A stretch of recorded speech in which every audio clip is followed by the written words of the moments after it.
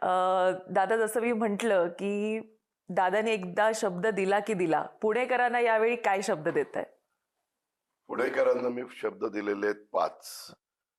एक म्हणजे खड्डेमुक्त पुणे शहर आणि ट्रॅफिकची समस्या सोडवणं. दुसरा दिलाय दररोज कॉर्पोरेशनच्या पाईपलाईननी नळानी तुमच्या घरामध्ये पाणी देणं.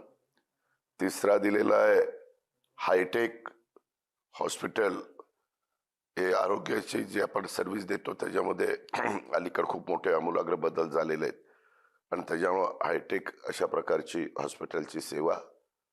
त्याच्यानंतर रोज पुणे स्वच्छ करून झाडलोट करून निघणाऱ्या घनकचऱ्याची ओला सुका त्याची व्यवस्थित नवीन जी पद्धत आलेली आहे त्या आधुनिक पद्धतीने त्याची विल्हेवाट लावणं.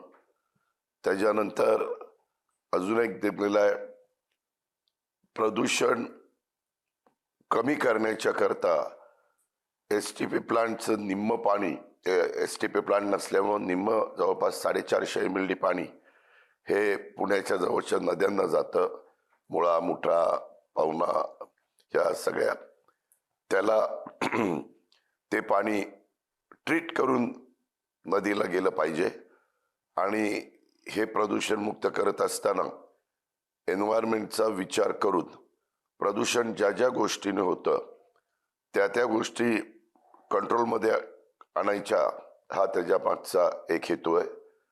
अशा ह्या वेगवेगळ्या आम्ही पुणेकरांना शब्द ह्या निवडणुकीच्या निमित्तानं दिलेला आहे. आम्ही जो काही वचननामा म्हणा, जाहीरनामा म्हणा, त्याच्यामध्ये देखील आम्ही त्याच गोष्टीचा उल्लेख केलेला आहे.